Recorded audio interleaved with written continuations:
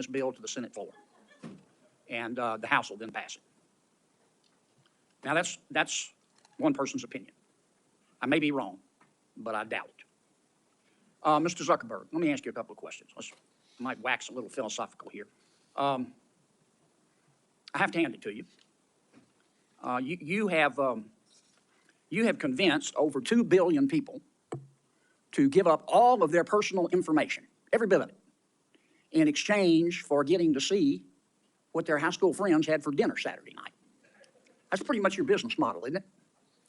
It's not how I would characterize it. And we give people the ability to connect with the people they care about and to engage with the topics that they care about. And you take this information, this abundance of personal information, and then you develop algorithms to punch people's hot buttons and send and steer to them information that punches their hot buttons again and again and again to keep them coming back and to keep them staying longer.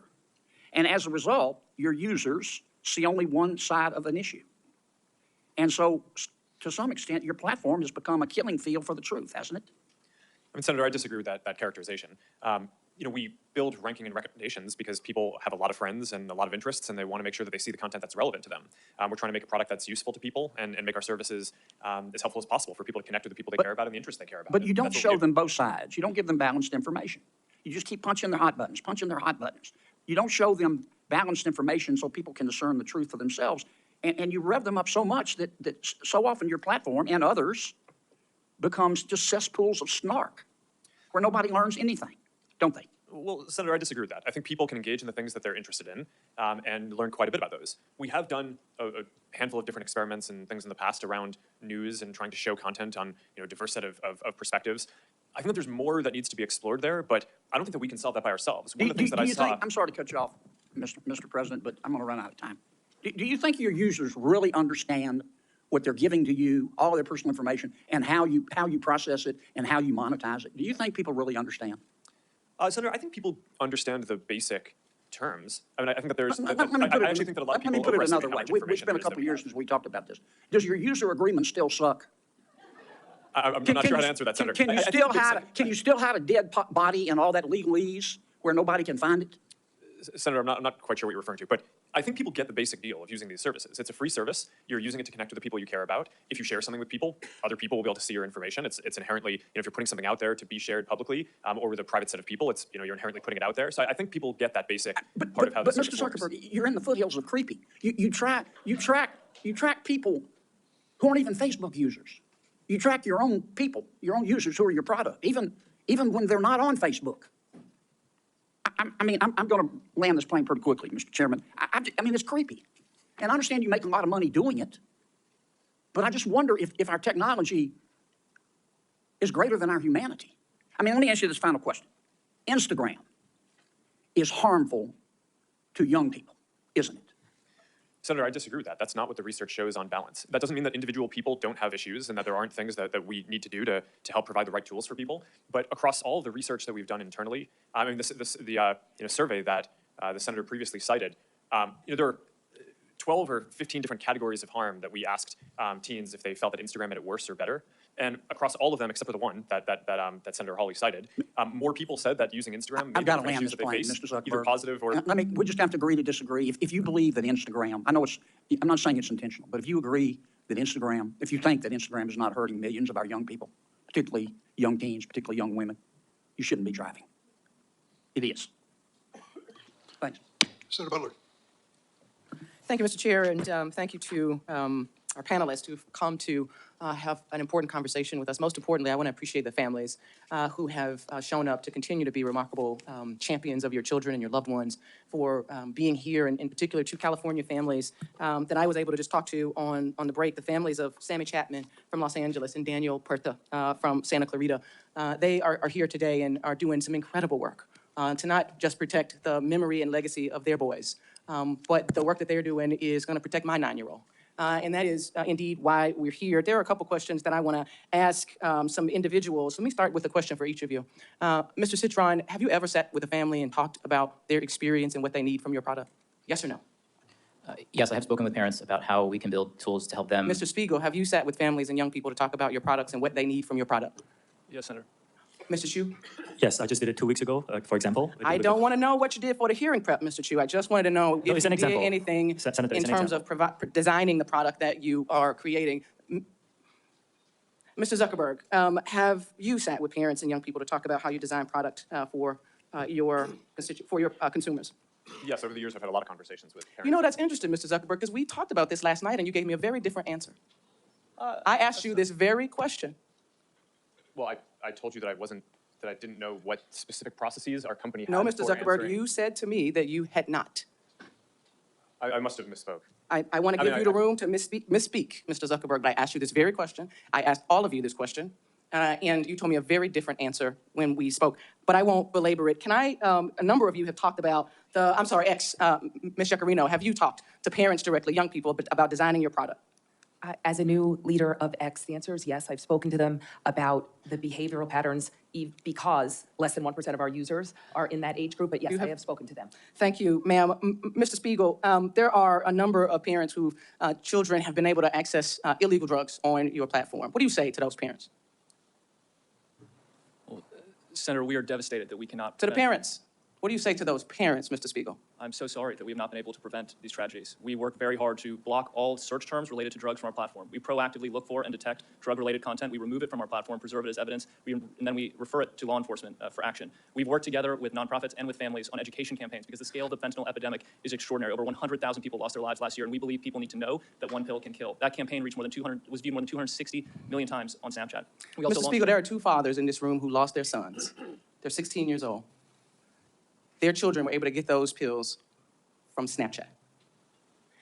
I know that there are statistics and I know that there are good efforts. None of those efforts are keeping our kids from getting access to those drugs on your platform. As a California company, all of you, I've talked with you about what it means to be a good neighbor and what California families and American families should be expecting from you. You owe them more than just a set of statistics. And I look forward to you showing up on all pieces of this legislation, all of you, showing up on all pieces of legislation to keep our children safe. Mr. Zuckerberg, I want to come back to you. I talked with you about being a parent to a young child who doesn't have a phone, is not on social media at all. And one of the things that I am deeply concerned with as a parent to a young Black girl is the utilization of filters on your platform that would suggest to young girls utilizing your platform the evidence that they are not good enough as they are.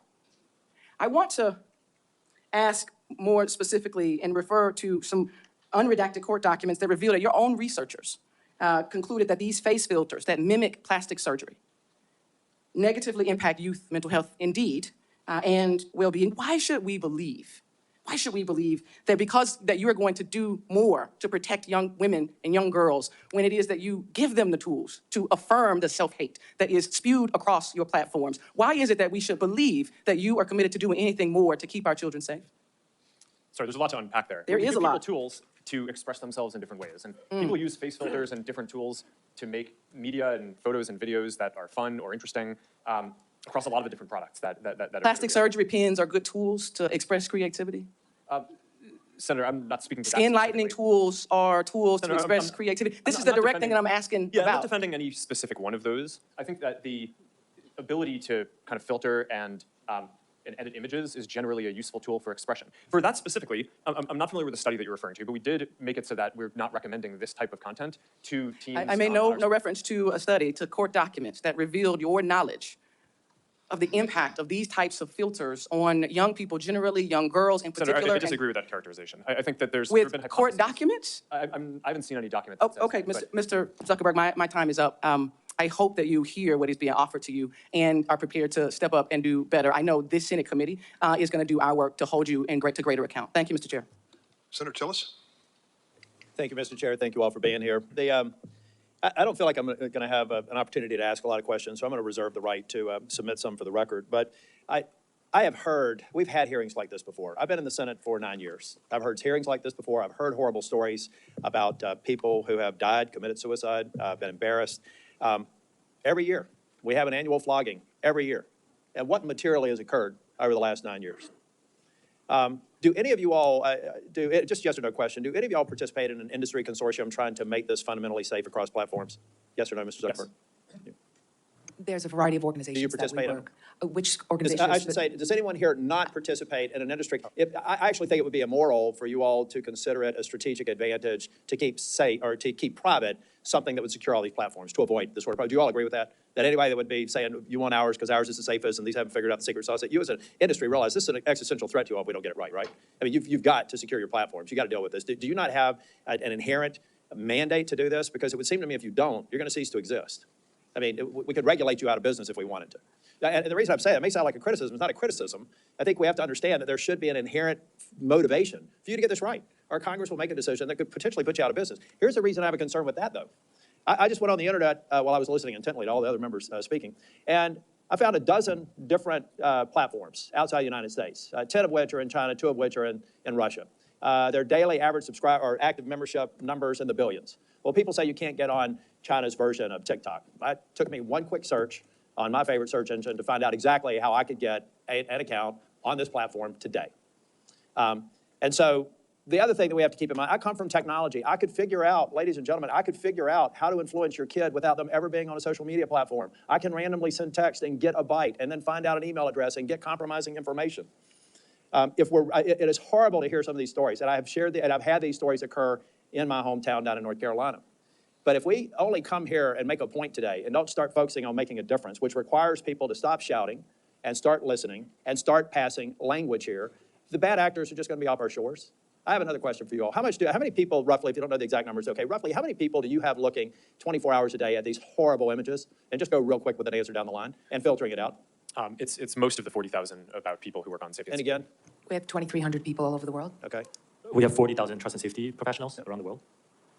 We have approximately 2,000 people dedicated to trust and safety and content moderation. Our platform is much smaller than these folks. We Yeah. have hundreds of people, and it's looking at content in Well, 15% of our workforce. I've only focused mentioned on these it. people have a horrible job. Many of them experience, they have to get counseling for all the things they see. We have evil people out there. And we're not going to fix this by shouting past or talking past each other. We're going to fix this by every one of y'all being at the table and hopefully coming closer to what I heard one person say, supporting a lot of the good bills, like one that I hope Senator Blackburn mentions when she gets a chance to talk. But guys, if you're not at the table and securing these platforms, you're going to be on it. And the reason why I'm not okay with that is that if we ultimately destroy your ability to create value and drive you out of business, the evil people will find another way to get to these children. And I do have to admit, I don't think my mom's watching this one, but there is good. We can't look past good that is occurring. My mom, who lives in Nashville, Tennessee, and I talked yesterday, and we talked about a Facebook post that she made a couple of days ago. We don't let her talk to anybody else. That connects my 92-year-old mother with her grandchildren and great-grandchildren. That lets a kid who may feel awkward in school to get into a group of people and relate to people. Let's not throw out the good because we haven't all together focused on rooting out the bad. Now, I guarantee you, I could go through some of your governance documents and find a reason to flog every single one of you because you didn't place the emphasis on it that I think you should.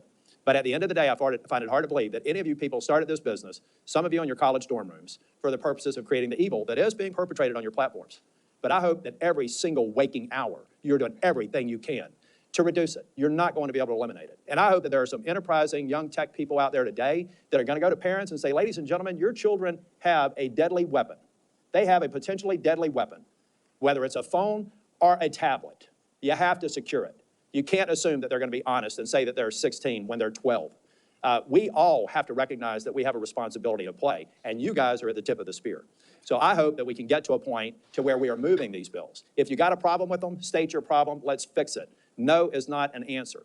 And know that I want the United States to be the beacon for innovation, to be the beacon for safety, and to prevent people from using other options that have existed since the internet has existed to exploit people.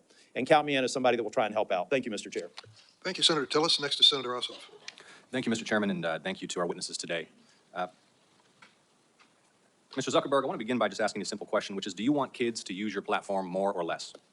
Well, we don't want people under the age of 13 using. Do you want teenagers 13 and up to use your platform more or less? Well, we would like to build a product that is useful and that people want to use more. My time is going to be limited, so it's just, do you want them to use it more or less? Teenagers, 13 to 17 years old, do you want them using Meta products more or less? I'd like them to be useful enough that they want to use them more. You want them to use it more?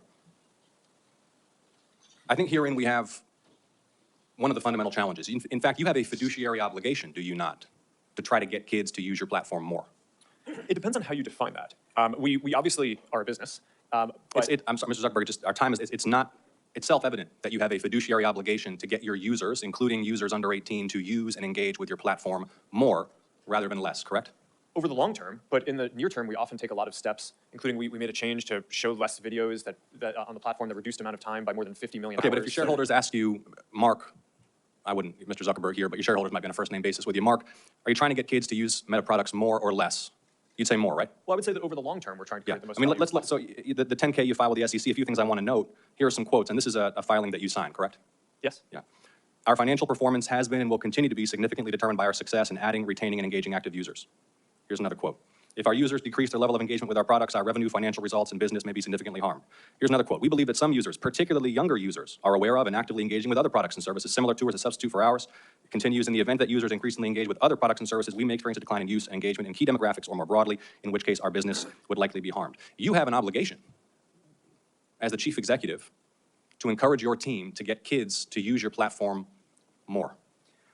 Senator, I think Fundamental, this is, is that not self-evident? You have Well, a fiduciary Senator, I think obligation to your it's not- shareholders to get kids to use your platform more. I think that the thing that's not intuitive is the direction is to make the products more useful, so that way people want to use them more. We don't give the teams running the Instagram feed or the Facebook feed a goal to increase the amount of time that people spend. Yeah, but you don't People dispute, goals- and your 10K makes clear you want your users engaging more and using more of the platform. And I think this gets to the root of the challenge because it's the overwhelming view of the public, certainly in my home state of Georgia, and we've had some discussions about the underlying science, that this platform is harmful for children.